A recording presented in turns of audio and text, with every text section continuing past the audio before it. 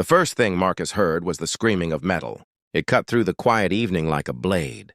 He had just stepped out of the office building where he worked the night shift as a janitor, the smell of cleaning chemicals still clinging to his hands. His worn backpack hung over one shoulder, and his mind was already drifting toward home, toward his 6-year-old son waiting for him in their small apartment. Then came the crash. A violent explosion of sound followed by the grinding shriek of twisting steel. Marcus spun toward the street. Across the intersection, a black luxury car had slammed into a streetlight. Smoke poured from beneath the hood, curling into the darkening sky. For a moment, everything froze. Cars slowed. People stared. Someone shouted, "Call 911!" But no one moved. Marcus did. He dropped his backpack and ran. The heat hit him before he even reached the car. Smoke choked the air, and the sharp smell of burning rubber stung his nose. The front of the vehicle was crushed, the engine hissing angrily as flames flickered under the hood. Inside, a woman was slumped over the steering wheel. Marcus's heart pounded.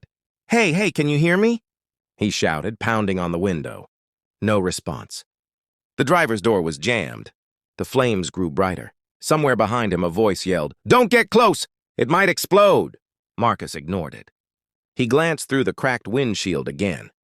The woman stirred weakly, her forehead bleeding, her breathing shallow.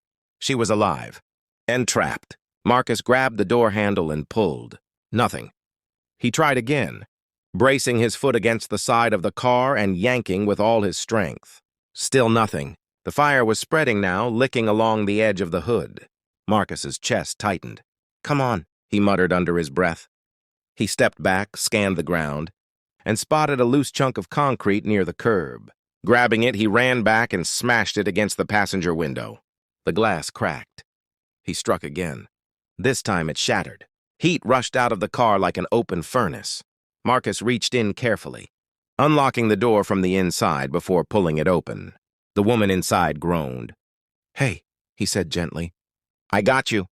Stay with me."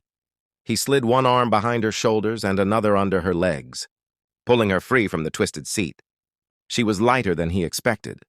The moment they cleared the car, Marcus carried her several yards away and lowered her onto the pavement. Seconds later, the engine erupted. A burst of flames shot upward as the car exploded behind them. People gasped and stumbled back. Marcus barely noticed. He was focused on the woman in front of him. Her eyes fluttered open. For a moment, they were unfocused, drifting across the crowd forming around them. Then they landed on him. She blinked slowly. "You pulled me out?" she whispered. Marcus nodded, still catching his breath. "You're safe," he said. "Ambulance should be here any second." She studied his face for a long moment, like she was trying to memorize it. Then she said something that made Marcus freeze. "You look exactly like him." Marcus frowned. "Like who?" Her voice trembled. "My husband."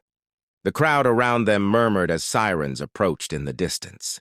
Marcus didn't know what to say. He rubbed the back of his neck awkwardly. "Ma'am, I'm just glad you're okay." But she kept staring at him with an intensity that made him uncomfortable. Then the ambulance arrived. Paramedics rushed in, lifting her onto a stretcher. One of them turned to Marcus. "Did you pull her out?" Marcus nodded. "You probably saved her life." Marcus shrugged, suddenly shy. Anyone would have done the same. But the paramedic shook his head. "No," he said quietly. "Most people wouldn't." Before they closed the ambulance doors, the woman reached out weakly. "Wait," she said. Marcus stepped closer. "What's your name?" "Marcus," he replied. Her lips trembled slightly. "Thank you, Marcus." Then the doors shut.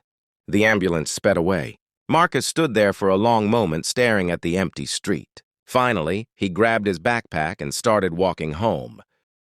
His apartment building sat above a small grocery store 3 blocks away. The hallway smelled like fried onions and laundry detergent. When Marcus opened the door to their unit, his son looked up from the couch instantly. "Dad!" Tyler ran straight into his arms. Marcus laughed softly. "Hey, buddy." "You're late," Tyler said. Marcus ruffled his hair. "Had a little excitement tonight." Tyler's eyes widened. "Like what?" Marcus hesitated. Then he smiled. "Just helped someone who needed it." Tyler grinned proudly. "Like superheroes do." Marcus chuckled. Something like that. The next morning, Marcus arrived at work like usual. Bucket, mop, same routine. He was halfway through cleaning the lobby floors when the building manager rushed in, looking unusually nervous. Marcus, he said quickly. Yeah? There's someone here to see you. Marcus frowned. Me? The manager nodded toward the entrance. Marcus turned and froze. The woman from the crash stood there, but she looked very different now. Her arm was in a sling, and a small bandage rested above her eyebrow. She wore a tailored cream-colored suit and heels that probably cost more than Marcus's monthly rent. Behind her stood two men in dark suits. The building manager whispered under his breath. That's Claire Whitmore. Marcus blinked. The CEO? Of Whitmore Technologies, the manager said. One of the biggest companies in the city. Marcus looked back at her. The woman he had pulled from the burning car. She walked toward him slowly. Up close, her eyes softened. Marcus, she said. He wiped his hands on his janitor uniform nervously. Ma'am, you shouldn't be here. You should be resting. She smiled faintly. I needed to see you. The lobby had gone completely silent. Employees pretended to work while clearly listening. Claire took a deep breath. I've spent the last 12 hours thinking about what happened. Marcus shifted awkwardly. You don't owe me anything. That's where you're wrong. She paused. Then her voice softened. My husband died in a car accident 3 years ago. Marcus's chest tightened. I'm sorry. She nodded slowly. When I woke up and saw you pulling me out of that car, for a moment I thought... Her voice cracked slightly. Marcus didn't interrupt. Claire took a breath to steady herself. Last night was the first time since he died that I felt saved. Marcus swallowed. He didn't know what to say to something like that, so he said the only thing he could. I just did what anyone would. Claire shook her head. No, she said firmly. You didn't. Then she reached into her bag and pulled out something, a small envelope. She handed it to him. Marcus hesitated. What's this? Just open it. He did. Inside was a check. Marcus's eyes widened. Ma'am, I can't accept this. Claire smiled. That's not charity. He looked up. Then what is it? Her next words left him speechless. It's a job offer. Marcus blinked. A job? She nodded. I'm starting a community outreach foundation through my company, she explained. Programs for struggling families, single parents, kids who need support. Marcus felt his heart skip. And? Claire's smile grew warmer. I want someone running it who understands what real life looks like. Marcus stared at her. You mean me? Yes. The entire lobby was watching now. Marcus looked down at his mop, at his worn shoes, at the envelope in his hands. I'm just a janitor, he said quietly. Claire shook her head. No, she said. You're a man who ran into a burning car when everyone else stood back. She held his gaze. That's exactly the kind of person the world needs, leading something good. Marcus felt emotion rise in his chest. For a moment, he thought about Tyler, about the tiny apartment, about all the nights he wondered if he was doing enough as a father. Claire spoke again. One act of courage can change more lives than you realize. Marcus exhaled slowly.